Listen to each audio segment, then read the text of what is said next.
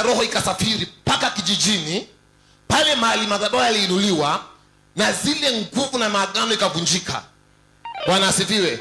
And that is what we are about to do today.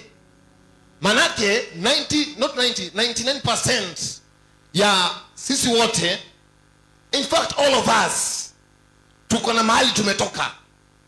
Either umezaliwa sio either, kila mtu hapa, hata kama unaishi Nairobi, hata kama ulizaliwa Nairobi, you have an origin. Bwana asifiwe.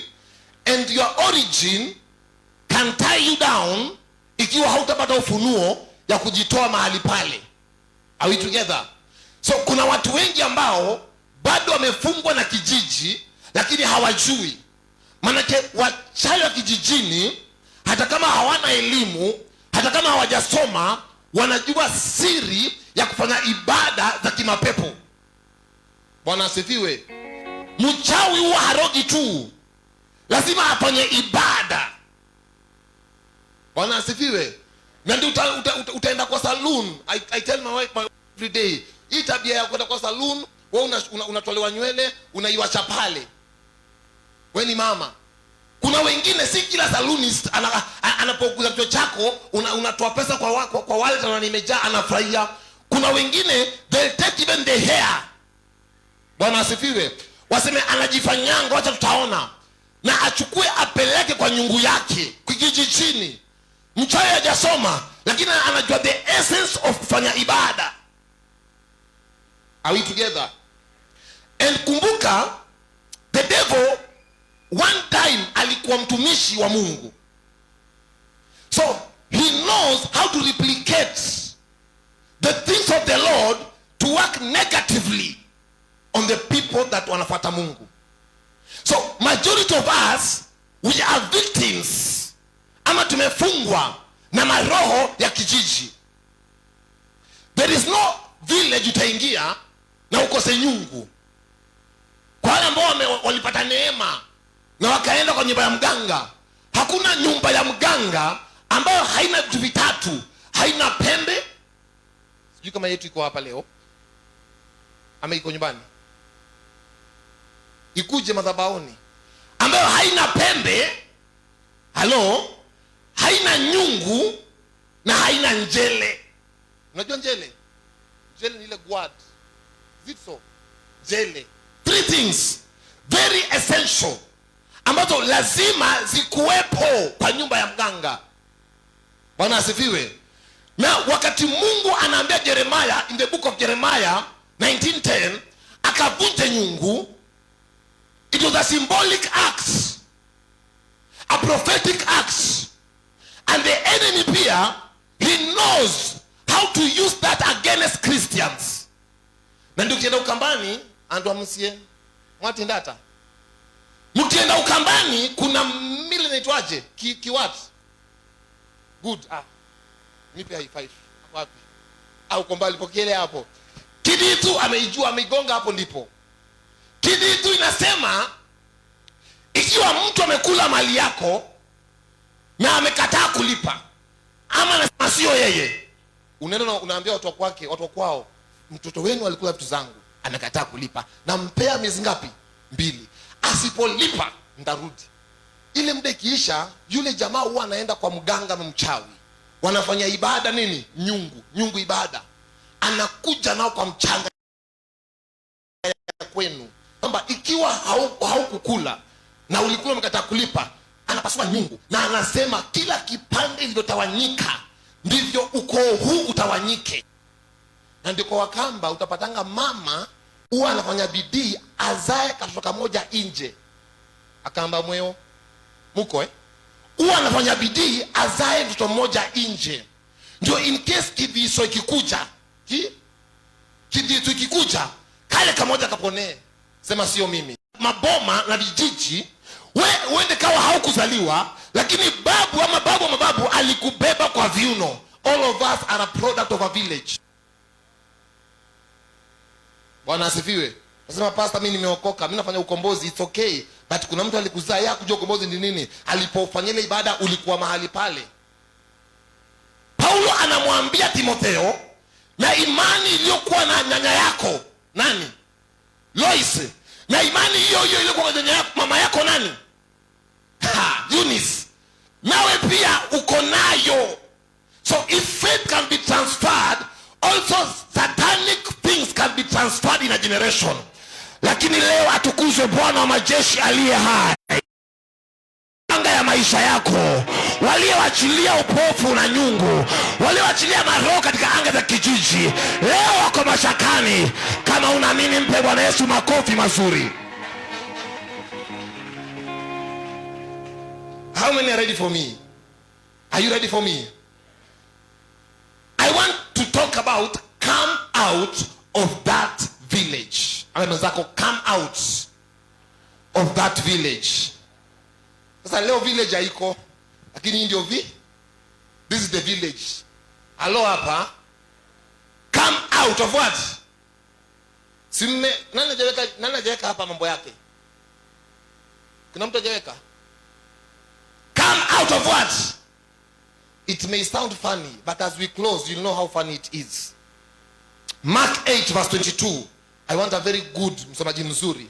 Anisome Mark 8 22 to 26. And then can I get some water?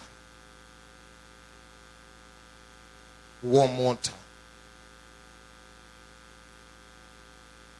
Msomaji please.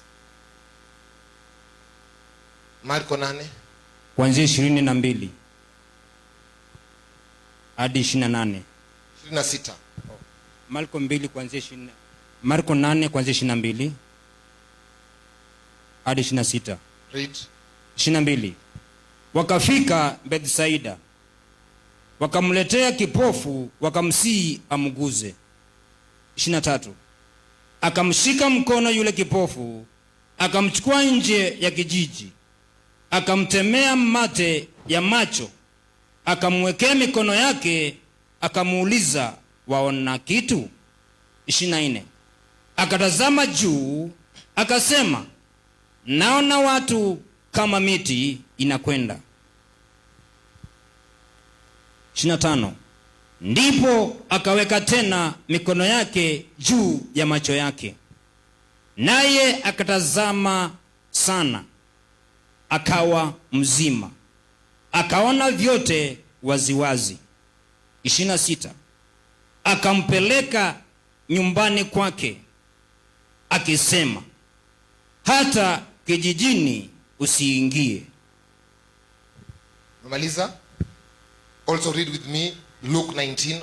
Those are our anchor scriptures. Luke 19 30 to 40. Read just mfululizo ndo tukwena time nzuri ya kuchambua neno. Luke 19 30 to 40. Luka 19 kuanzia 30. 30. Akisema, nendeni mpaka kijiji kile kinachowakabili, na mtakapoingia ndani mtaona mwanapunda amefungwa. Wapi? Kwa kijiji. Ambaye hajapandwa na mtu yeyote bado. Mfungueni mkamlete hapa. 31. Na kama mtu akiwauliza, mbona mnamfungua? Semeni hivi, Bwana anamhitaji. 32. Na wale waliotumwa wakaenda wakaona kama alivyowaambia. 33. Na walipokuwa wakimfungua mwanapunda, wenyewe waliwaambia, mbona mnamfungua mwanapunda? 34. Wakasema, Bwana ana haja naye. 35. Wakampeleka kwa Yesu, wakatandika nguo zao juu ya mwanapunda, wakampandisha Yesu. 36. Na alipokuwa akienda, walitandaza nguo zao njiani. 37. Hata alipokuwa amekaribia matelemko ya mlima wa Mizeituni, kundi nzima la wanafunzi wake walianza kufurahi na kumsifu Mungu kwa sauti kuu kwa ajili ya matendo yote ya uwezo walioyaona. 38. Wakasema, ndiye mbarikiwa mfalme ajaye kwa jina la Bwana. Amani mbinguni na utukufu uko juu. 39. Baadhi ya Mafarisayo waliokuwa katika mkutano wakamwambia, Mwalimu, wakanye wanafunzi wako. 40. Akajibu akasema, nawaambia ninyi, wakinyamaza hawa, mawe yatapiga kelele. So you are a chosen generation and a prophetic generation, na chochote ambacho Mungu aliandika kuhusu maisha yako kwa ibada hii kinaenda kufunguliwa katika jina la Yesu Kristo. What is a village? Let us do some foundation. Kijiji ni a small community, a group of houses. When I talk about a village, siongei kuhusu mahali ambapo pameendelea, mahali kuna stima na kuna maji na kuna access ya vitu. Naongea kuhusu a typical village, mahali ambapo kuna kanyumba kanyasi, kuna tumbuzi a few goats, na kuna watu wanakaa cast. Na a village ni mahali ambapo I want to get the picture of a village. Ni mahali ambapo kupafika si rahisi, hakuna barabara nzuri ya kupaingia, ni mahali ambapo hakuna understanding, mahali ambapo hakuna access. In other words, a village ni mahali ambapo pamefungwa, pako confined. Are we together? So a village, naponge kusa village katika anga za roho, siongei kuhusu manyumba, siongei kuhusu watu ambao hawajaendelea. Napoongea kuhusu kijiji, naongea kuhusu roho nyuma ya kijiji. Bwana asifiwe. Because every village, it has a power behind it. Are we together? Hakuna kijiji ambayo iko duni, haijaendelea, ambayo haina nguvu nyuma yake. There is a power behind every village.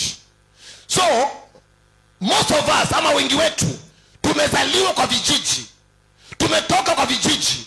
Ukiangalia hata Yesu Kristo anazaliwa kijijini. Bwana asifiwe. Hata kama uko town, hata kama nyanyeshosho yako uko town, lakini alitoka kijijini. Bwana asifiwe. Kama Pendo, shosho yake yako town, sawa sawa, but shosho yake kuna mahali alitoka. So ninapoongea kuhusu kijiji, I am talking about a spiritual thing behind the village. Katika picha ya roho, kuna watu ambao kijiji cha kwao kinaendelea. Watu wanza kuwa wamedevelop, hata ulihama ukakuja hapa.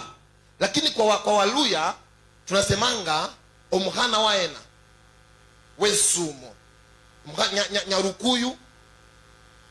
I'm doing the foundation. Nisaidie hizo majina. Nyaugenya. Uko Nairobi, si ndio? Watakuta Nairobi. They'll call you Nyalego. They'll call you as per your village. So there are powers behind villages. Kuna nguvu nyuma ya vijiji. Na hizi nguvu usipozikabili, usipozivunja, utakuwa mtumishi umeitwa na Mwenyezi Mungu na umepaka mafuta, lakini bado zile nguvu za kijiji zikakataa ukiendelea, ukisonga mbele. Ukawa unaishi town, lakini bado uko na sura ya kijiji. Bwana asifiwe.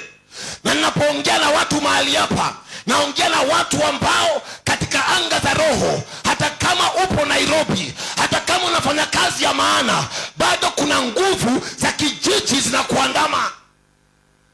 Na ndio Mungu akanituma katika mji huu wa Nairobi, akaniambia kwamba kuna watu wanakaa town, maisha yao ni ya town, lakini katika kijiji cha kwao bado those powers can trace them to wherever they are. Bwana asifiwe. Bado unapata mtu anajenga nyumba town. Kuna mmoja tuliona na Pastor John juzi, amejenga gorofa town, lakini watu wamehama yote. Powers from the village. Unaamka asubuhi, tulikuwa tunaambiwa unapata vyombo zimeoshwa, kila mtu anatoroka. That's why unapata mtu amekuja town, lakini sisemi mbaya kuishi ghetto, anzia hapo na uinuke, lakini kama maisha yake yote yeye uzunguka kwa ile single room na alitosheka. Bwana asifiwe. Unapata mtu ameandikwa kazi hata Amerika, amekaa miaka 42, lakini on the 42 years wakati nguvu za kijiji zinainuka, anarudi akiwa na handbag na basha brown imeandikwa namba za watu tu without anything. Nikiongea kuhusu kijiji, ulifanya umeandikwa kazi kwa kampuni mzuri, wakati uko karibu kufaulu tu, upromotiwe, ukuwe mtu wa maana, something happens na unajipata hiyo kazi imeisha, all your savings imeisha, unarudi back to square one. Powers in the village. Bwana asifiwe. They can trace you anywhere you are. Hazinanga boundaries. Hizi nguvu hazijuangi mpaka, hazihitaji visa, zinajua kupaa katika anga. Lakini atukuze Bwana wa majeshi mchana wa leo. Kunaye nabii katika nyumba, kunaye baba katika nyumba, atakaposhika hii nyungu kwa mikono zake, akipasua katika anga za roho, safiri twende vijijini, mahali ulifungiwa wanakuachilia. Powers behind your village. Abrahamu ni mzee wa miaka 75, lakini power in the village bado imemfunga. Anakaa kwa mama yake, anakuwa kwa baba yake. Ilibidi Mungu amwambie Abraham, come out of your father's house. Kuna watu mko Nairobi, lakini katika anga za roho bado mmefungia in your father's house. Ile failure yake ukufuata town, ile mahangaiko yake ukufuata town. Leo ukiamini kwa madhabahu haya, wakati nyungu inaklashiwa, every power in your father's house, it is going to break. Imagine a 75 years old man anakaa kwa nyumba baba yake, anakula hapo. Powers in your father's house can make you look like a fool. Ilibidi Mungu amchemshe, amwambie ndo nikubariki. I cannot bless you when you are in your village. I cannot bless you kwa mahali hapa. Kuna watu mkuna neema ya baraka, lakini nyota zenu zilichukuliwa, zikafichwa kwa nyungu, zikafunikiwa mahali pale. Atukuze Bwana wa majeshi. Wakati mtumishi wa Bwana ataangusha nyungu chini, mahali ulifungiwa, mahali uliwekwa, mahali ulizikwa, ninaona ukichomolewa, ninaona ukichomolewa. Pokea hiyo neema mchana wa leo. Bwana asifiwe. Powers in your village. Unaanza miradi, unaenda unachenga nyumba, inafika kwa rindo, mambo inabadilikia mahali pale. Mtu anakufa tu, pesa inaenda. Unafanya saving, unasema nitanunua gari langu, ikifika kutoshea, something happens, ile pesa unaibeba, unaidivert. What is happening? People in your village walisema kwa hii boma gari usikaingia. So ukiweka pesa ya gari, ni either matanga ifanyike ama mtu akue mgonjwa. Lakini leo ninakuombea, baada ya ibada hii, mipango zako, makusudio yako lazima yatatimia, lazima yatatimia, lazima yatatimia. Pokea hiyo neema. Power from the village. Wewe ni mtumishi, una huduma, lakini maroho ya kijiji ilisema kwa hii boma hapata kuwa na mtumishi wa Mwenyezi Mungu. Pengine tu mganga ama mchawi. Utakutumikia Mungu, mambo inakataa. Those are the powers in your village. Lakini leo tunaishambulia. Kuna mahuduma zilioka katika nyungu. Leo ukiamini Jehova, zinaenda kuchomoka. Sema zinachomoka. Nasema zinachomoka. Biashara yako inachomoka, ndoa yako inachomoka, inachomoka, mahali ulifichwa. Bwana asifiwe. Because the name terror inamaanisha delay. The name terror, baba yake, inamaanisha delay. God was to work with terror, lakini terror anatoka kwao, anakuja anakwamia milima, kwa milima, anakwamia mountainous region. Halo hapa. Na Mungu anamwacha Vision ina abort. Nimekuja kukutangazia mahali baba yako alishindwa kuzalisha, wewe utazalisha mchana wa leo. Mahali upokonya wachina kupaingia, wewe utapaingia mchana wa leo. Si upokee hiyo neema, na kama unaamini piga kelele za shangwe na vigelegele. Bwana asifiwe. Tumesoma habari za jamaa mmoja alikuwa kipofu. Alikuwa ni kipofu. Biblia inasema ya kwamba and a certain man, sema man, according to me, that is me, my research, sijaona a certain woman that was blind. And the Bible haina error. There must be a reason why it was men. Number one, men are the heads. Hello hapa. Number two, men are the authority. Bwana asifiwe. Men wako na kitu ambacho they symbolize katika boma. So tunaona this man was blind because men ubeba vision. Men are the vision carriers. So he was blind, na akasikia habari za Yesu Kristo. Na Yesu aliposikia anataka kupona, wengine wote aliwaponya, wengine wote aliwaguza wakapona, wengine wote aliwahudumia wakapona. Lakini this specific man, Yesu anakataa kumponya.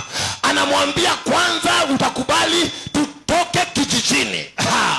Katika anga za roho nataka uanze kutoka kijijini. Katika anga za roho nataka uanze kutini mawazo yako kuhama kijijini. Maana yake katika kijiji ndio mahali mambo karabatiwa, mahali kitovu ilizikwa, mahali ulikojoa kwa mtoto mdogo, mahali ulipupupu ya kwanza pale, hapo mahali kitovu ilizikwa, hapo ndio mambo karabatiwa. Na ndio Biblia inasema ya kwamba if the foundations are weak, what will the righteous do? Kuna watu ambao misingiza kwao Jehova haweza kuhudumia mpaka kwanza utoke kijijini, mpaka kwanza uamshe katika kijiji. Na ndio nimeandaa hii ibada ya kuvunja nyungu, ya kukung'oa kwa kijiji cha kwenu. Sinikutabiria mchana wa leo hiyo kijiji ile kukamata katika anga ya maisha yako. Mchana wa leo ukiamini, nasema ukiamini, wakati nyungu inapasuka, ninaona kijiji kikukataa, ninaona ukihama katika anga, ninaona ukivuka mipaka zao, ninaona ukiruka mitego zao, mitego ya kijiji. Hiyo kijiji watu wao waendelei, ninaona wewe unaendelea. Watu wao wainuki, ninaona wewe ukiinuka. Watu wao wapenyi, naona wewe ukipenya. Manake you are coming out of the village. Hapo umeketi na kutumia neema, na kutumia neema ya kuponyoka from the village. Every stronghold ya village today lazima ivunjike, lazima ipasuke, lazima ikuachilie. You are coming out, you are coming out. Ndoa yako is coming out, biashara yako it is coming out. Nasema huduma yako it is coming out. Every village holding you, ukiamini leo hii, nasema unatoka, nasema unatoka, nasema unatoka. Waliokufungia kwa vijiji leo wanakuachilia, leo wanakuachilia. Every power behind your village, kila magonjwa behind your village, kila kutoinuka behind your village, kila madhabahu behind your village. I can see people coming out. Ninaona watu wakitoka kwa vijiji, naona watu wakitoka kwa nyumba ya single room, naona watu wakitoka kwa ukawaida. Walikuzoea hii kijiji hakuna degree, na kutabiria watoto wako wataingia na degree. Walikutabiria hiyo boma haina pasta. I can see mapasta wakiingia, ukifanya sherehe yao ya ordination. Si upokee neema, si upokee neema, si upokee neema, si upokee neema, si wame nayo. Every village holding you back today, as we break the pot, every village inavunjika, inavunjika, inavunjika, inavunjika, inavunjika, inavunjika.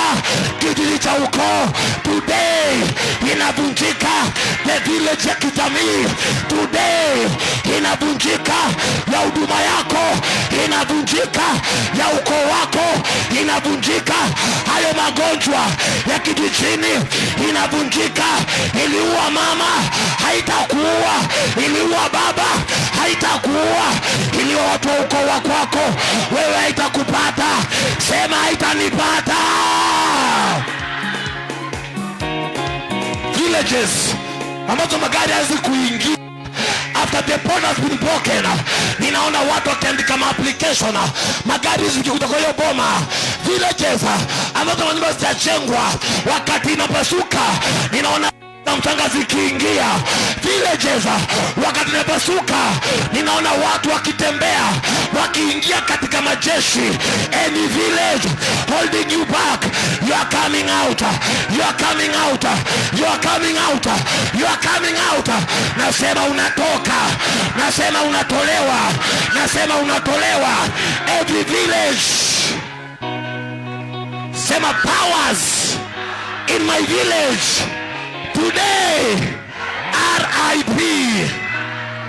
Haujaamini bado, mtu waziko kama ameketi chini. Sema powers for my village today RIP. Keti chini niipange tena. Bado inasema ya kwamba Yesu akamwambia leta, akamshika mkono. Msaidie pastor andiko. Akamshika mkono, akatoka na yeye. Tafuta hapo mahali pastor quickly. 20 verse 20 mstari wa 22. Akamshika mkono. Marko 8:22. 23. Akamshika mkono yule kipofu. Akamshika mkono, nipe mtu mmoja. Akamshika mkono yule kipofu, akamchukua nje ya kijiji. Yesu alijua huyu jamaa hapa hawezi akapona. Do you know why? Because there were opposing powers in that village. Kuna power hata kama this was Jesus. Kama njoo hapa juu. This was Jesus. Kristo mwenyewe. Alo hapa. Kristo mwenyewe anajua kwamba this ikaniruhusu jamaa kapona. Kuna principalities, kuna powers hapa. So kwanza akamtoa nje. Ndio nakwambia katika anga za roho lazima kwanza utoke nje ya kijiji cha kwenu. Halo hapa. Tunatoka tutoki. Huyo ni Kiswahili. Tunatoka tutoki. Akamchukua mkono. Yesu mwenyewe anaelewa powers in the village. Halafu ukiambiwa kuna kuvunja nyungu na kwa siasa, elewa kuna watu walikufunga. Lakini leo wakati askofu anashika nyungu akiipasua, kila nyota iliyozikwa, kila huduma iliyozikwa inatoka nje. Naona ikitoka nje katika anga ya maisha yako, unangolewa kijijini. Kama unaamini sema ndio, ndio, ndio. Ndio, ndio, ndio. Mungu akubariki. Yesu anakataa kumponya. Ina maana ya kwamba huyu jamaa, ikiwa Yesu alizunguka kwa ile village 1 hour, Jesus was with him for 1 hour, but he never hakuona for an entire hour. Jamaa haoni bado. Why? Powers in the village. Umekaa na bishop 17 years, it is an error that bado utaendelea. Lakini after the today's prophetic service, nasema lazima huduma yako iinuke. Nasema lazima anga yako ing'are. Lazima wakutambue wewe ni mtu unaambia unatembea na manabii. How can you be in this environment for 17 years na hata suti hujui kuvaa? It is kuna nguvu zimekufunga. How can you be in a ministry for 17 years na mambo yako haipanuki? There must be powers in your village. Na ndio unaona huyu jamaa alitembea na Yesu. If alitembea the whole day, alimfuata nyuma for the whole day. Maana kile kipofu ameshika mkono. Lakini leo ninatangaza katika anga ya maisha yako, baada ya ibada hii, maeneo ya kazi haushuki mikono, hautahitaji mtu akuongelelee, utaenda mwenyewe na hiyo kazi utaipata. Hautahitaji proposal ya wazungu. Hapana, hao shirika wako wao tu Jehova na wainua, analifanya jeshi litakalo kanusha maroho katika anga ya maisha yako. Si upokee hiyo neema sasa, neema ya kuondoka kijijini. So symbolically, prophetically, whatever you have written here and hope you have written, hata kama ni mchungaji, does not matter, when the pot will be crushed, na utaona tu kuna mapepo itakataa nyungu ikivunjwa. Na ukiuliza why, inakwambia because we saw that his life shall entirely remain iko imefungwa. Nifiwe. But don't mind was catching it too. Tutaokota. Today as you believe, when the man of God will hold this pot symbolically katika anga za roho, tutasafiri twende kijijini. Katika anga za roho kuna mipaka. Wengine tutaenda na wao Nyanza. Utaona Nyanza kwenu bomani, utaiona hivi. Wakati ataiachilia hapa, nasema kuna wengine mtasikia masimu ati fulani alikuwa ameketi tu na roho ikasimama. Wewe usishangae, itakuwa ni nyungu imepasuka. Si upokee hiyo neema, si upokee hiyo neema, si upokee hiyo neema, si upokee hiyo neema. Wakufe wasikufe. Kuna kitu inaitwa personal testimony. Hiyo utakuja useme hapa, utaenda kwa bishop. Hata nyingi inaitwa personal testimony. Wewe usisema mbele ya watu because afanye na kushika uliua. Lakini katika anga za roho unakuja askofu leo alikufa. Na hiyo bishop atangazi, ananyamazia because kuna mahali ambapo kuna some things are personal testimony. Wewe jua kalienda. I prophesy, when the pot will crash, every witch of the village, wherever you are, die by fire. Wherever they are, die by fire.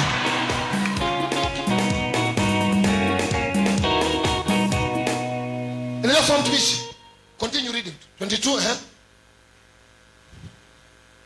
Akamtemea mate ya macho. Alipomtoa kijijini, sikiza hapa, akamtemea mate wapi?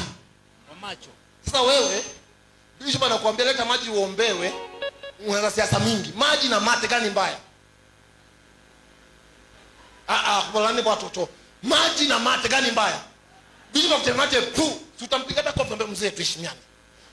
Wewe tu unaambiwa takaratasi kwa nyungu. Maroho ya kwenu ilikufunga na kuonyesha kwamba Magita ngo. Let me tell you something. Yesu alimtemea mate.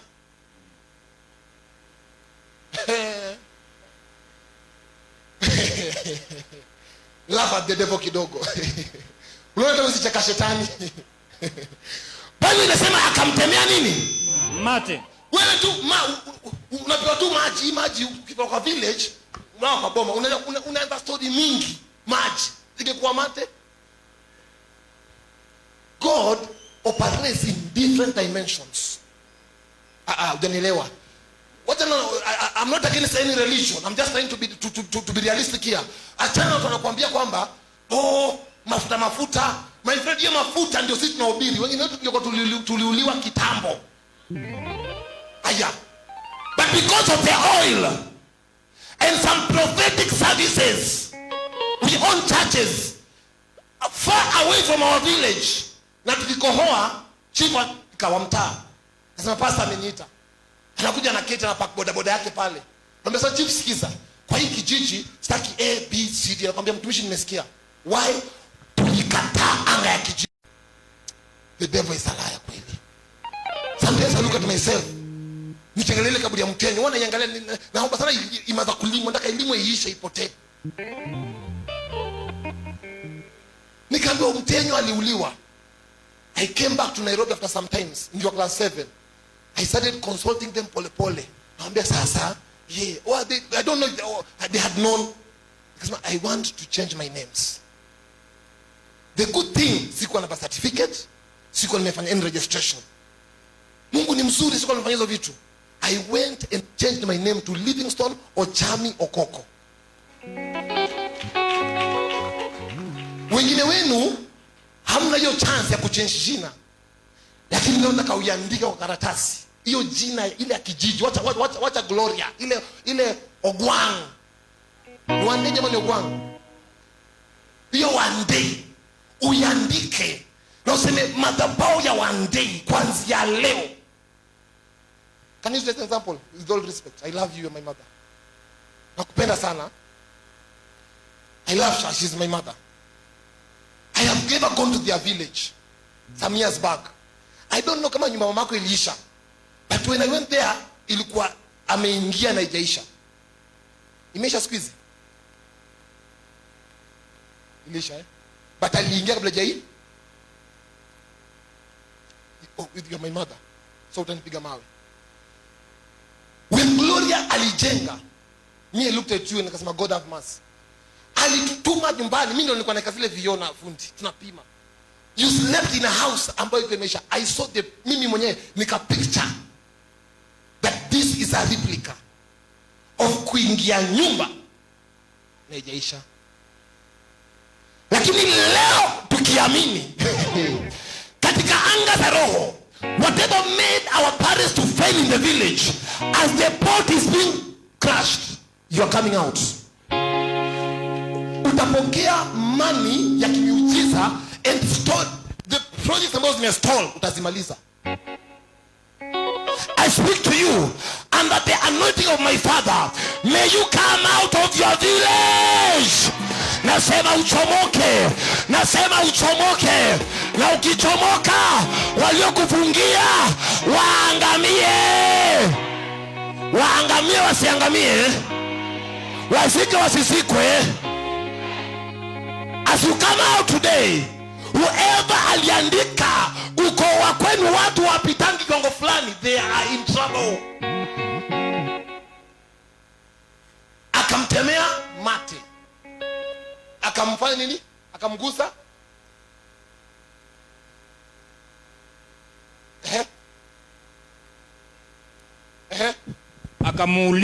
Akamuuliza, waona kitu? Waona kitu? Akatazama juu. Kiza. Akatazama wapi? Juu. Akasemaje? Akasema, naona watu kama miti. Now, pause. Usiketi chini. Pause. Naona watu kama nini? Kama miti. Since when did men start flying? That tells you this man alikuwa na mbegu ya unabii ya kuona vitu katika anga za roho, lakini ilikuwa imefungwa na upofu. And the powers in the village, they were so strong that Jesus had to touch him the second time. Nguvu za kijiji, they are not joke now. This is Jesus, the Son of God. He has never touched somebody 2 times. But this case, he had to touch him again. So Masauski. Akasema, naona watu kama miti inakwenda. Ndipo akaweka tena mikono yake juu ya macho yake, naye akatazama sana, akawa mzima, akaona vyote waziwazi. Bwana asifiwe. Powers from your village can hinder you from receiving a miracle. Na ndio kila siku hapa mapepo imeandika watumishi kazi. Fire. Why? Do you know what's happening? Powers of the village. Mtu kama huyu simuombe, muamushe, mwambie hebu tuanze history. What covenant is binding you? Because mapepo inaweza kuajiri kazi. Ukwe kila Sunday ukifanya tu why? Nani ni ule? Kiji?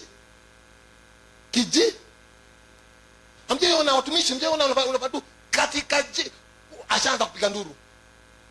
Before you waste your time on this demon, study the village. Do a prophetic service. Huwezi ukafika huko, ombea hata maji, mwambie nenda kijijini. Ukifika kule nipigie simu. As I pray on you on the phone, sprinkle the water. I'll be there katika anga za roho. Because Bible inasema kwamba wakati Gehazi alienda kachukua vitu kwa Naamani, Naamani, mtumishi anamuuliza, when you were at Naaman, wasn't my spirit with you? Roho ya nabii inaweza ikasafiri katika anga. Bwana sifiwe. Na ninakwambia watu ambao kwa kijiji cha kwenu hawakuolewa, na ulipozaliwa walikupokea kwa mikono, wakapiga vigelegele, wakakata kitovu chako. Leo hii unajaribu kuolewa, unaona msichana ni mzuri, ni mrembo, hizi ala za Mwenyezi Mungu amebarikiwa nazo, kifua kimeenda shule, rangi usiulize. Lakini unajiuliza, who bewitched this girl? Mbona haolewi?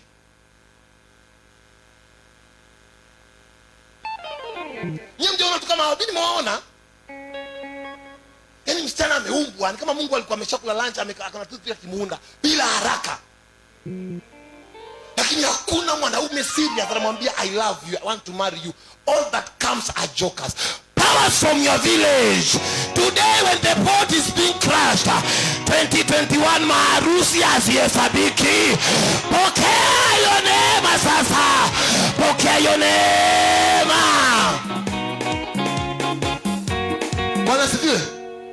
It took Jesus to touch him the second time. There's something I do say. It is an error for two people to die for the same cause. Ni makosa watu wawili wakufe sababu ya kitu kimoja. I have my shosho wangu wa kambo. My upande wa kina mama. Alikuwa amezaa wasichana warembo sana. Warembo sana kwa amezaa wasichana warembo. Nilikuwa najivunia auntie. Juu auntie walijua kuvaa hipster nikiwa mdogo. So najivunia auntie. Let me tell you something. Wote walikufa. Hawa ni mashahidi wanajua. Wote, kuna mmoja alibaki. Wote walikufa. Something funny, waliolewa wakazaa, lakini wakikufa walizikwa kwao. Makaburi zimepanganga hivi. Muenda pale naangalia, nasema hii roho nimezaa wasichana haitanipata. Hiki kijiji ninailaani. Because if I don't do that, me I step on those graves. Kwa roho nasema kwamba kufa na roho kabisa. Kufa. Na kanyaga makaburi, die. Shosho vipi?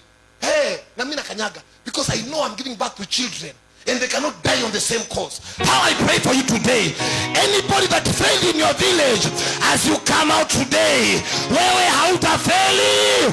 Pokea hiyo neema. Beba hiyo neema mchana wa leo.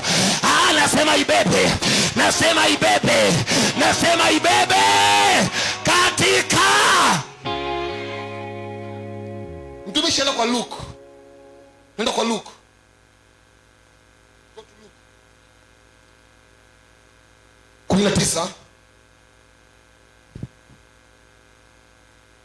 Luka 19 kuanzia 30. Akisema, nendeni mpaka kijiji kile. Nendeni kwa kijiji kile kinachowakabili. Kijiji kinachowakabili. Nakatuelewane hapa. Situko town. Nikuuliza kama uko town, mbona ukilala usiku wewe unaota unachunga mbuzi kwa kijiji? Komo. Osalaba. Na uko town, wewe sasa ni CEO umevaa tai, lakini ndoto zako zote unaota kuchunga kondoo za kwenu. Unaota kwenye ile kinyasa ya Mungu Primary School. Kama uko town, nikuulize mbona unaotanga? Uko wapi? Uko kwa ile nyumba ya nyasi ya shosho ya kitamba unaota moto. That tells you it's a communication from the spirit. Kwamba your soul, your spirit is still tied kwenye kijiji. Lakini leo nikutabirie. Leo ukilala usiku, and I believe hii testimony itakuja hapa. Kuna watu mtaota mmesafiri katika anga. Mumeenda kijijini. Na mtaiona vile iko saizi.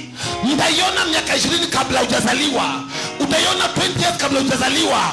Na utaona ukiua vitu kwa kijiji. Utaona ukichimbulia vitu kwa kijiji. Utaona ukiangusha madhabahu kwa kijiji. Katika anga za roho, ninakutabiria, pokea hiyo neema. Pokea neema ya kusafiri. Pokea neema ya kupaa. Pokea neema ya kuenda katika roho. Nasema leo utabebwa, utaoneshwa. Si upokee hiyo neema.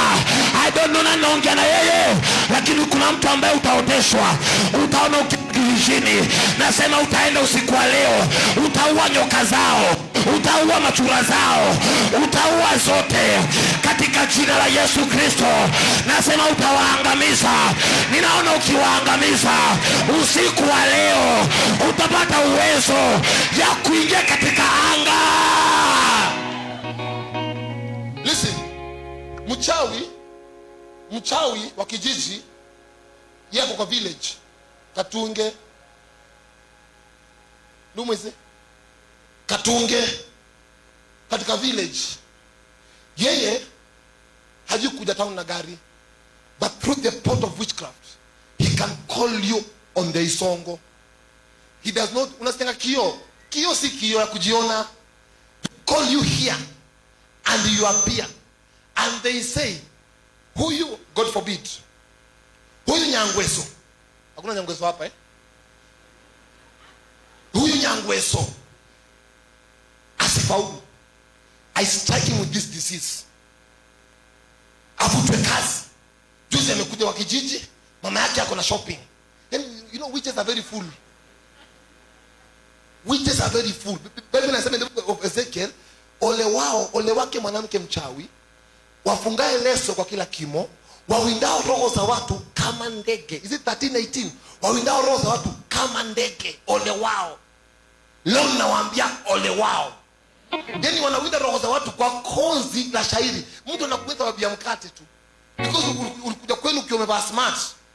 Na kamwita mkuja kidogo tu hivi madam anasema tutaona. Wangu hajaolewa, yeye ataolewa. Uchumba inapasuka.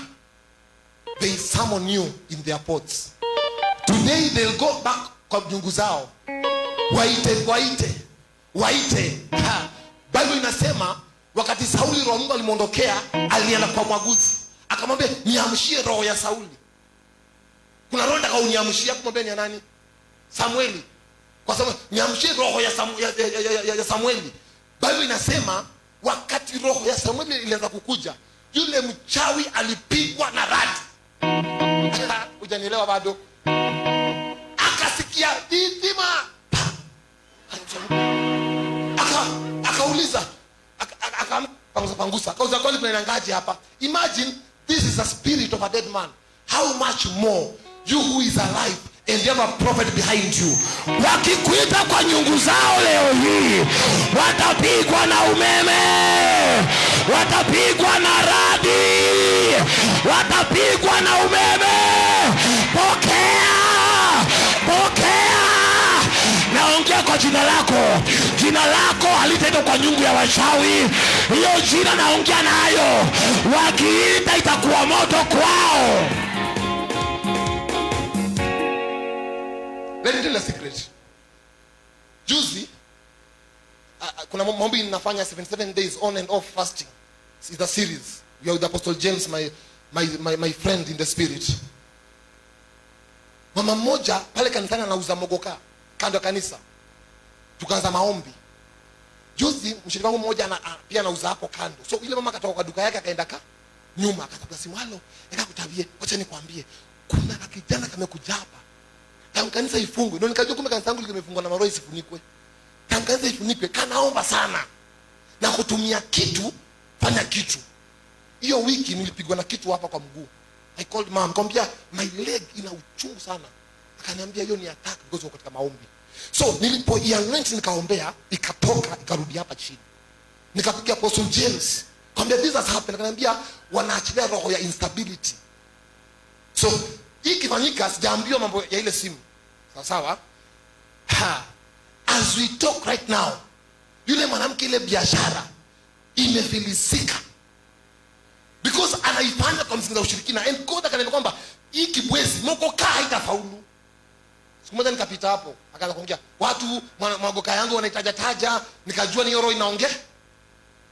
Nikapigia bishop, akaniambia use wisdom, usiongee nyamaza. Watu hapa maombi, mogoka. Ukisikia watu wanaanza kulalamika, jua nyungu imepasuka. Bwana asifiwe.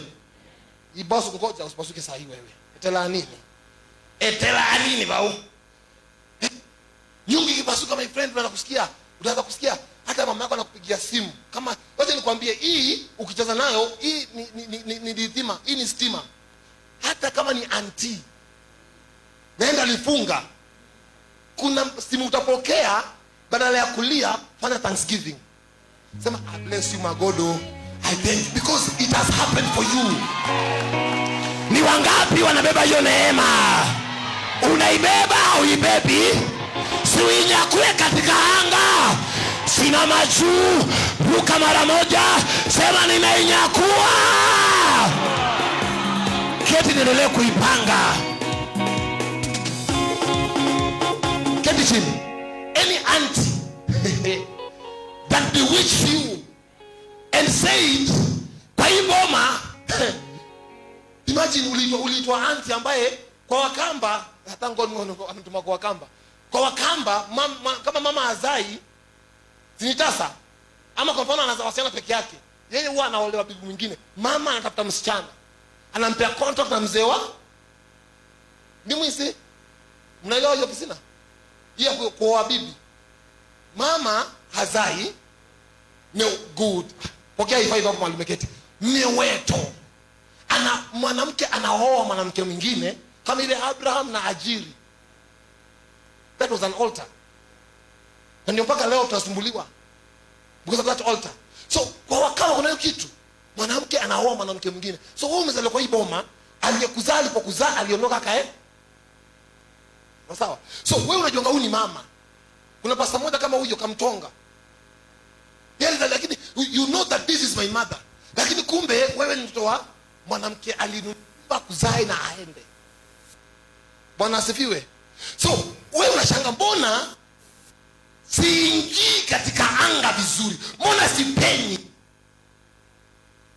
Because huyu mama ndio akwetasa, pengine alifungwa na uchawi. So anapokomboa mwanamke mwingine azae, mapepo huclaim yule mtoto ni wetu.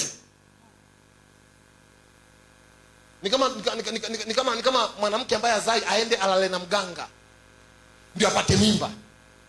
Unajua ule mtoto hata kama atakuwa mtumishi, kuna mambo asipoyafanya, kuna anga ataivunja. Because the demons kuna legal right. Ndio naambia mapasta, ukianza fire, do background check. Ingine iko na haki pale. Na lazima huyu awajibike. Na nampenda Daudi in the book of 1 Samuel 24:24 anamwambia Arauna, simtolei Bwana sadaka isiyonigharimu. Nyungu ivunji bure. Halo hapa. Si mmefurahi kuja nyungu? Hii tukivunja bure hakuna tunapata. Na sikuambii ulete pesa, sikuuzii nyungu, ndio ukweli. Bwana asifiwe. Mimi sienda kwa mganga, tumeenda kwa waganga. Kwa mganga ukifika, number 1 toa viatu, kinyume kama ni kinyume. Before aongee, anakuambia fungua midomo ya wangwana.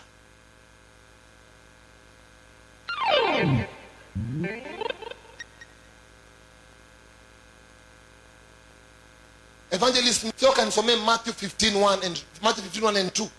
Fungua midomo ya wangwana. Sasa wewe wangwana ndio wakufunge, midomo ilifunguli. Wewe sema tu amen hapa. My friend, midomo ifunguliwangi bure. Na haifungwi bure. Na sikuuzii maombi. Useme ule pastor wa Kibwezi alikuja bwana ndio ukweli. Hapo usemi amen. Sema amen. Mweo muko Soma 1 and 2. Matthew 15:1 and 2. Mathayo 15:1 na 2. Yes. 1. Ndipo Mafarisayo na waandishi toka Yerusalemu walipomwendea Yesu wakisema 2. Mbona wanafunzi wako uyahalifu mapokeo ya wazee? Ufanye nini? Uyahalifu. Kwa kizungu ni they transgress. Wanaenda kinyume, wanavunja the stories za wazee. Si wazee, ni wangwana. Bwana asifiwe. Nilipoingia Kibwezi, the first assignment nilipewa na Mwenyezi Mungu ni kukamata wangwana wa mji. It's not an easy task. Do you know what I did? Niliambia Mungu, umeniita. Sina pesa, but the little I have, I shall build for you a house. And I shall buy instruments for your kingdom. Nikanunua vyombo kwa mfuko wangu zote. My wife is a witness here. Nikajenga kanisa ya kwanza kwa mfuko wangu, and few supports from men of God. Ile kiwanja haijazaliwa na amen, imezaliwa na kufunga midomo za wangwana. Hello? Hebu soma tena number 2. Kwa nini wanafunzi wako mapokeo ya wazee, kwa maana hawanawi mikono walapo chakula. Any tradition iliwekwa na wazee kwa kijiji cha kwenu, wakati nyungu inavunjika, usiende kwa mambo ya nesenje makumbusho, hii hapana. Vunja sheria za wazee, vunja sheria za wazee. Si unatoa dhabihu hapa, tutajicommit kwa dhabihu because haivunjwi bure. Daudi alikataa, alikuwa mfalme, alikuwa na haya kuchukua, akamwambia Arauna, I cannot give my God dhabihu isiyonigharimu. Usikubali nyungu ivunjike tu na amen. Bwana asifiwe. Nieru jipe time, useme kwamba I shall go and arrange myself, I'll commit myself, I'll come give on this altar something ambayo itatetemesha kaka na midomo ya wazee, itafunga sauti zao. Bwana asifiwe. Na ndio kwa Luka tumeona kwamba Yesu akatumana kwa kijiji, akasema waende watapata punda aliyefungwa. Can somebody read for me in English? Kuna venye natoa English. Luka ngapi mtume? Soma kwa Kiingereza usikie venye natoa.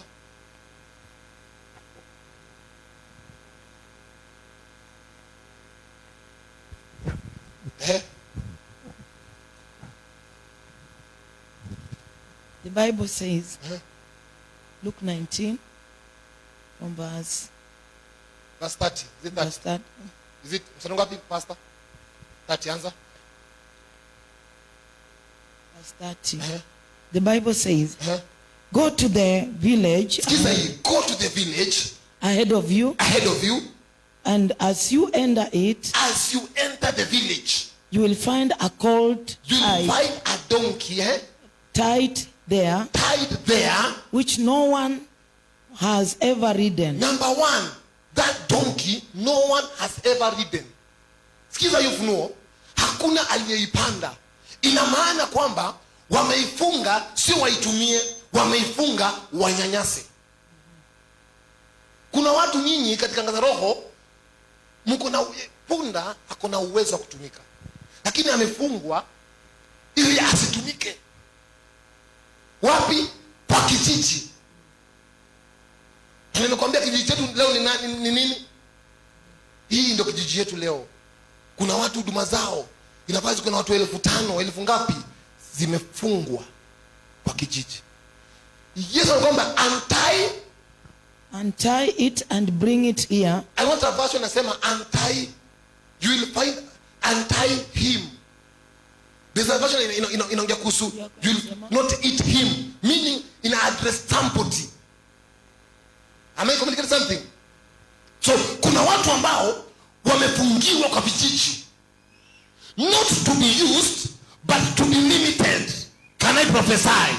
Ninatabiri kwa anga ya maisha yako, mahali popote walikufunga, mahali walikuweka, mahali waliweka uwezo wa huduma yako, mahali walikufungia, leo ukiamini unatolewa mahali hapo.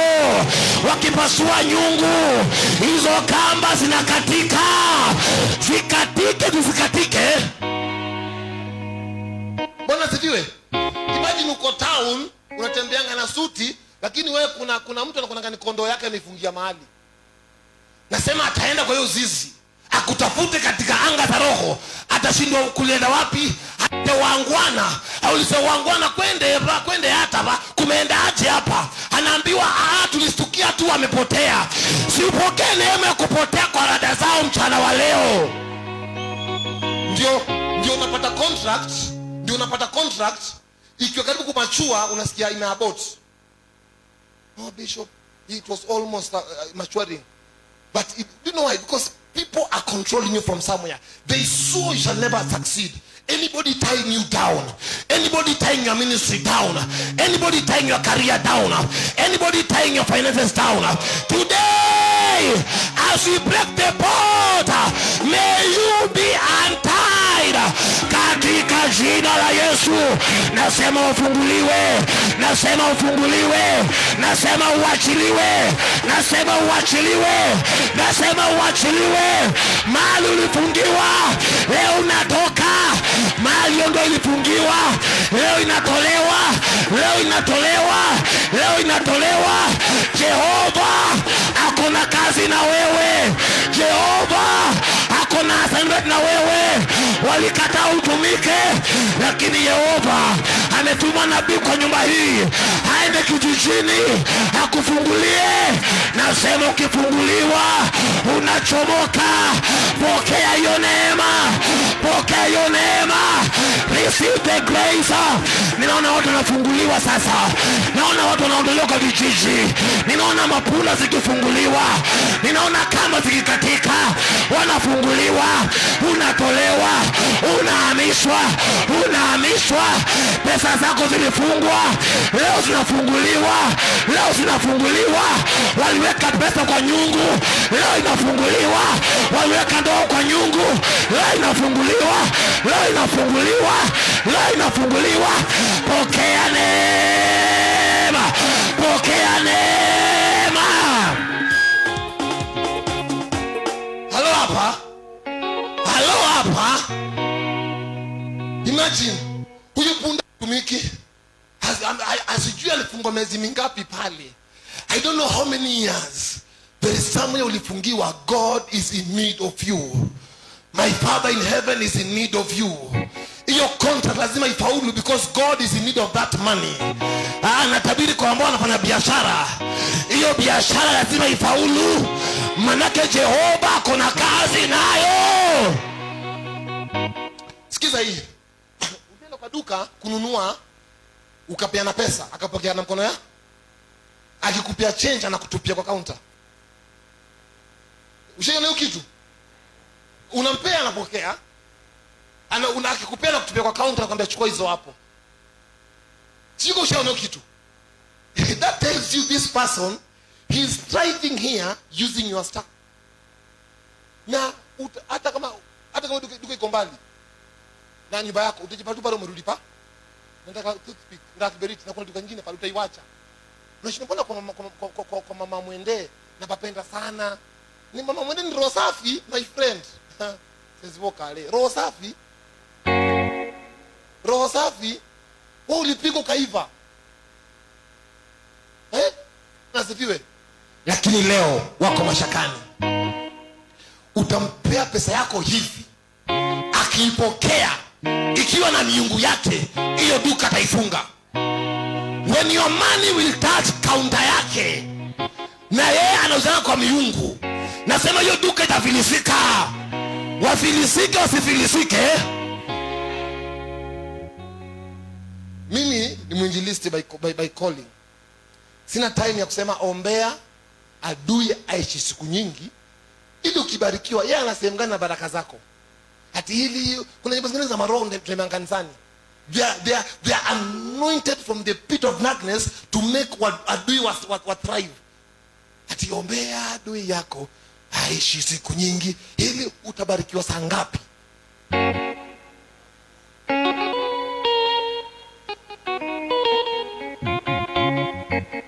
Wewe unaombea adui na ukimbia pesa yako usiku anaikalia. Anasema nilivyokalia pesa hii, nimekalia nyota yake. Unashangaa anapenda huyu mama sana kwa duka yake. Hata niongee vibaya. Yaani na ukienda kopa hizi kukopesha. Nakopa hizi kukopeshangi watu. Lakini umepapenda sana. Bwana asifiwe. Nasema wakati nyungu inapasuka na hiyo biashara ifilisike. Ezekieli 11. Tukimaliza. Ezekieli 11.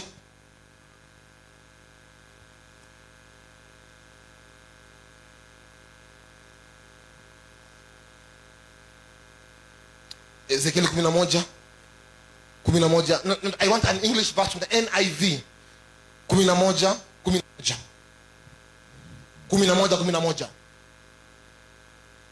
NIV version. Skiza. I'm closing.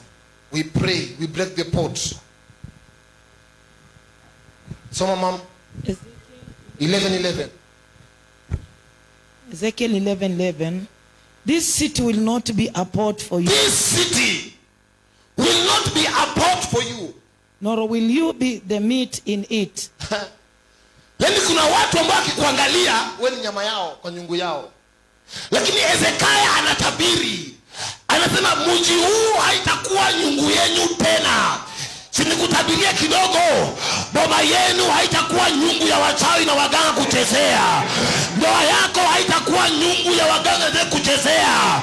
Biashara yako haitakuwa nyama yao ya kupiga nyungu zao. Wakati nyungu inavunjika na wao wanavutwa kazi, wavutwe wasivutwe. This city will not be your pot. I pray for you today. Ndoa yako sio nyama yao. Nasema ndoa yako si nyama yao. Maisha yako si nyama zao. Wakati nyungu inalipuka hapa, nasema wanaenda hasara ambao wajaona. I can see the spirit of recovering. Ninaona roho ya kurecover vitu ambazo umepoteza miaka mingi. I'm talking to somebody here. Kuna vitu zimepotea miaka mingi. Unaweza ukahesabu hasara ambayo ina amount to some kwa idadi fulani. Hapo umeketi, roho wa Bwana anaposhuka, nasema whatever ulipoteza, may you recover. Miaka uliyopoteza, may you recover. May you recover. May you recover. 11:13. Verse 13. Now as I was prophesying,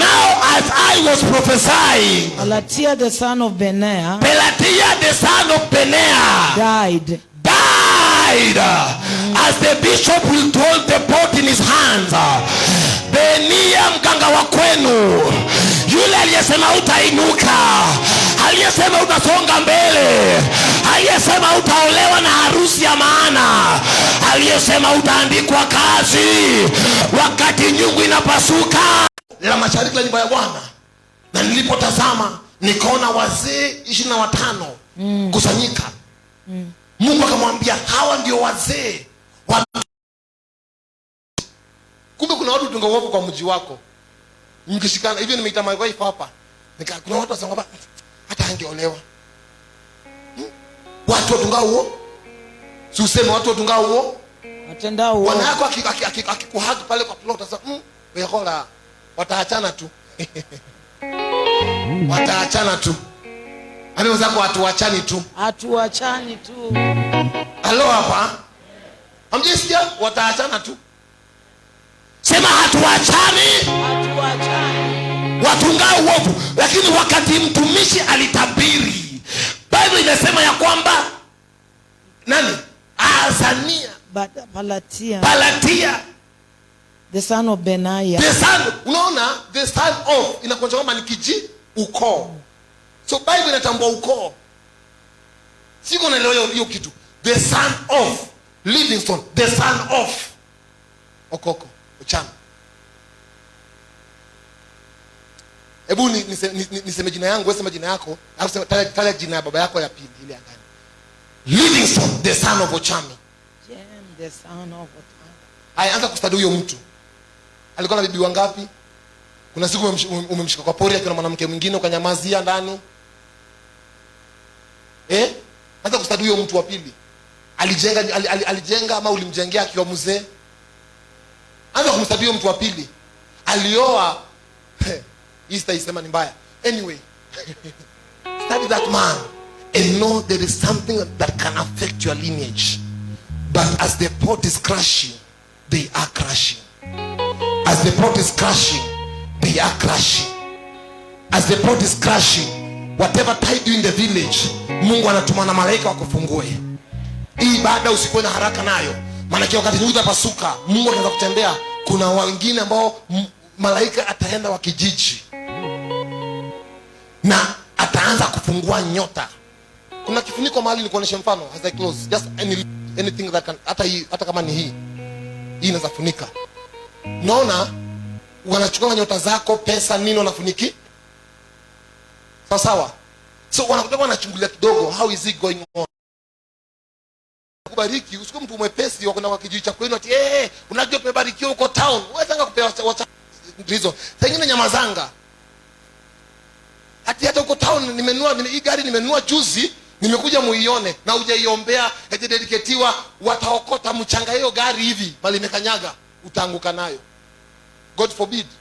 Ile gari niko nayo ni ya mshirika wangu, nienda niuza magari, utagari unitafute, hiyo ni kosi ya baadaye. Sales and marketing.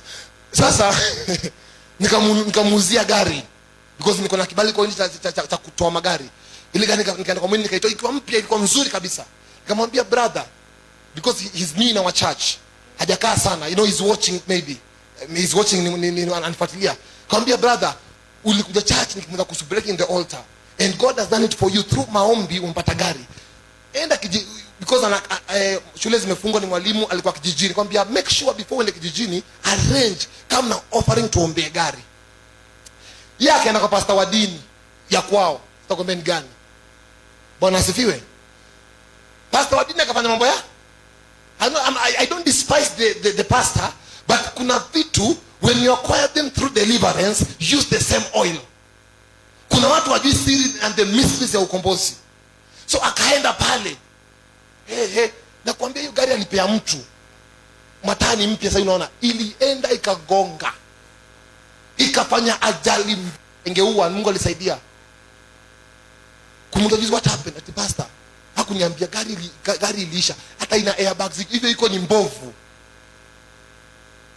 Akalipa almost 300,000, gari iligongwa. Imagine angechukua tu 10,000 ama 20,000, alete kwa madhabahu, a save 300. Now let us analyze here. Asubuhi ama jana ulienda saloon, wala ambao mko na saloon, ukatanza nywele pesa ngapi? 1,000, 4,000, 4,000. Hiyo nywele sengine unaiangalia tenye because uligarami. Unanielewa sasa? Unakuja kuvunja nyungu. Sema usivunje na pesa uko nayo, ni okay, unajua roho yako. Ikiwa nywele itakula 4,000, hatima yako unakuja na 250. Sasa kama navunja nyungu, my friend, wewe pengine unanyewanga, unasema kama mimi nanyewanga, sawa. Lakini juzi umeenda Kempiski, umeenda kwa hoteli ukakula kuku na chips 600. Then nyungu you want to break it na shilingi ngapi? 50.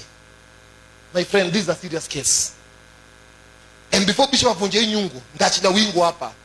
Mtaona mapepo ikikataa nyungu ivunjwe. Na utajua this is a serious case.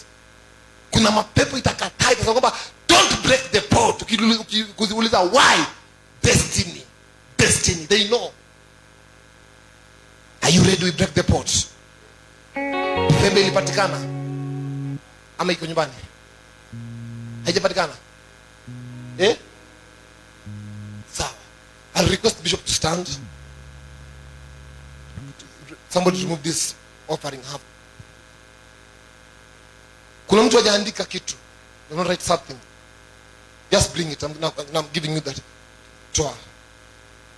Kuna mtu hajaandika kitu. Just come. You see, don't take this for granted. This is a very serious case. And Bishop to come.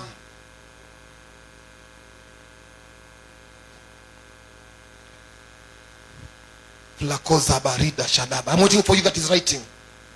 Andika jina ya kijiji, andika jina ya huduma, usipuuze. This will be a game changer katika anga ya maisha yako. Pastor, toa tukusanya yote, uweza kupanga, toa yote. Sanya mara moja, toa.